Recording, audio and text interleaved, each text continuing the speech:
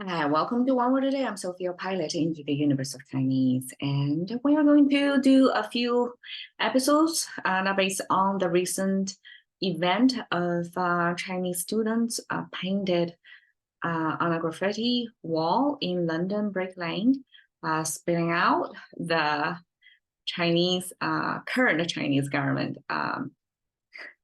the core socialist values of there. And I think it's a good thing to review all the Chinese characters of there, not only because it's news, it's on the news, but also these are big concepts that, I mean, it's a kind of heavy lifting for me, but at the same time, it's good to see how Chinese as a language, as a culture, respond to new concepts. So a lot of them, I would imagine, it's Western concepts actually, but Chinese translated.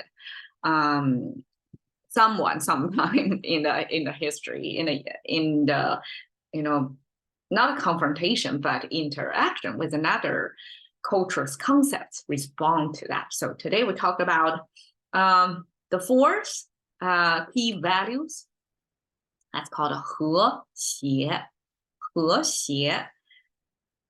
Okay, 和谐, English translated as harmony. Okay, so when we think about harmony, it probably because harmony was used in music harmony, right? And then you can see if all the musicians on different instruments played their parts right, and then things are most likely to be harmony, right? And if it's inharmonious, it's musically created tension, and that's intentional. But for the most part, different instruments join together, they jam right together. It gotta come in harmony. So that's the English harmony concept borrowed from the music concept. Now, Chinese, when somebody translate harmony, okay, because Chinese music making, I'm pretty sure there is this harmony in consideration, but it was not as so formulated, everything so structured and studied, have complicated instruments.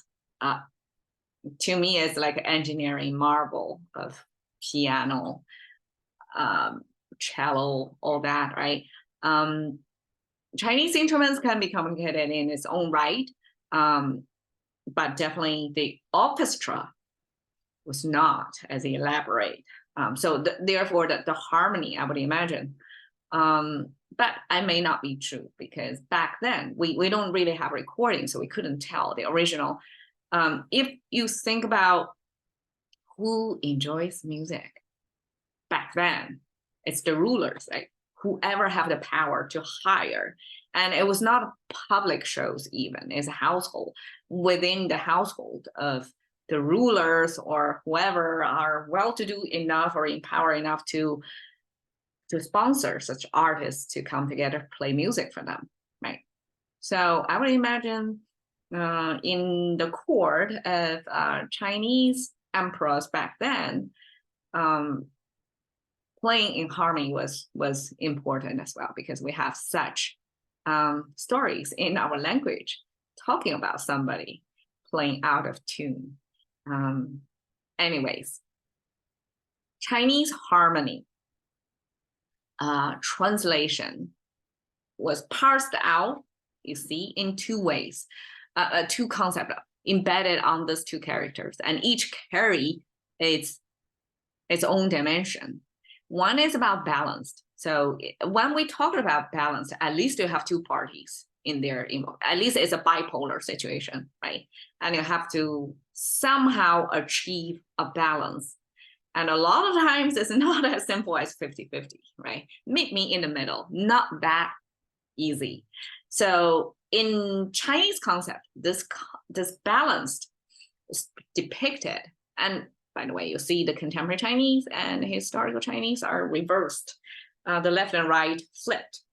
So the left side is the mouse symbol, means somebody you need to feed. The right side means crop symbol, and means the food source. So you have to balance the two. You have to produce enough food source to feed the mouths up there. If there are more mouths to be fed than the crops of that year, then people are in trouble. It's out of balance. So that's the original. It's almost like agricultural economy. 101 back then, like produce enough food to supply. And, food security was like embedded in the genes of Chinese, like this, not going hunger was such a big deal. So this sense of balance, this calculation between food and people was even, used to capture the concept of balance of this, food supply, food consumption, right? That's the beginning of at least two things, and you have to keep it in balance. All right, so that's 和谐. It means aligned. I translate it as aligned. I mean, it's a contemporary English concept of being in alignment, meaning in agreement. Okay, so it's a little bit more complicated. The left side means speaking. Again, the mouth symbol, right? Same mouth symbol. Put it in the bottom, and then the top is the sound bites. And then the middle part is the depiction of the tongue. Okay, I'm not going to eat details of that, but the mouth, the tongue, and the sound bites coming out of the mouth and tongue shows you the organs to produce speaking and the results of speaking, right? The sound bites through the air. That's speaking. And we made it obvious, like it's oral communication. It was not in a written form. It's got to be through the vocal cords and all that to produce this sound bites. So that's speaking. The right side are two human figures flipped over, mirror image flip over, because this is the regular human figure. And in this case, it's facing this way. And there are two of them facing both that way. And okay, without looking at the bottom, just the top, it means comparison. So they're basically two individuals. Both are in a similar gesture and next to each other. When you have two, it's not going to be exactly the same, right? No two individuals are exactly the same. So some sort of comparison is for sure going to happen. Okay, so that's comparison. And then the bottom means white. Okay, white comparison doesn't really make sense, right? So one scholar proposed this was a simplification or omission in a sense of there should be two lines in the middle instead of one. So that difference is, it works like this. Currently, it means white because the box and with one horizontal line, it means the sun. And then these are the beams, the sun rays going out.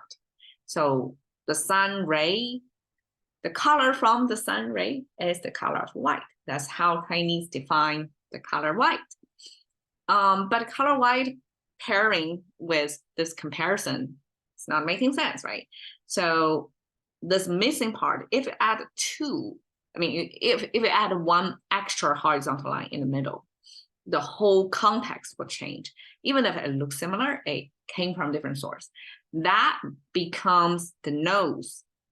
The reason why is because this looking thing then becomes the nose bridge, kind of depicting this structure right here. And then the two stacked up horizontal line actually is nostril. So I have done this many times before, but each time it made me laugh because it's not a physical reflection of how our nose structure actually works, right? You have the nose bridge and this thing, and then you have a nostril goes this way. But for the economy, spatial economy on the 2D frame, Chinese oftentimes stack up. So instead of going this way, right, under the nose bridge, it's written this way. So if it's number two lines there, that's nostrils. So then that becomes here with the frame of this around it. That's kind of draw your attention to this part on your face. And here is the whole face probably. I mean, it's out of proportion, but that's a Chinese way to self-refer using the nose, nostrils, because this is the center of the face. And we are self-pointing, like it's me, right? We are doing this. I mean, at least Chinese sometimes do that. And this concept of me, like this finger pointing back at me at the middle of the face, that's self. So self and comparison. That means actually that means together. So you have the sense of self, your distinctive individual, right? And then you're put next to each other with your peer. And there is this sense of yourself, but at the same time within the community. Yourself, but you're not alone, you know, something like that. So this togetherness made up of self, and then you have you plus something else, and even if there are only two, that shows enough of the social context. It's not like it's beyond just one individual. It's you with somebody else, right? Within a group. So that becomes together. Now, paired with speaking, that means everybody, at least on the speaking front, like what's verbalized among this community, a group or clan, they are in agreement. They are unanimously sign up for the same speaking, the same words they utter. So that becomes aligned, like togetherness speaking, right? So speaking together, that's aligned. So balanced and aligned is somebody's translation of harmony. Of course, harmony here means social harmony. It doesn't mean music. I mean, it can use 和谐. You can use that to describe music as well. But a lot of times as human, in our human life, like the percentage of music in our lives is not that high. A lot of times we talk about we're troubled or, you know, worried about interpersonal, me versus the group, you know, how to fit in, all that, right? Me versus my neighbors, right? So all that made up of the concept of harmony. And when Chinese Communist Party picked this word, 和谐, they mean on a grand scale, social scale of the government versus the governed, right? People who are in the office versus not in the office, they are in harmony. They are in sync. There are no different voices over there. That's what's meant by 和谐. All right, catch into the currency of thinking by one word a day with Sophie. See you another day.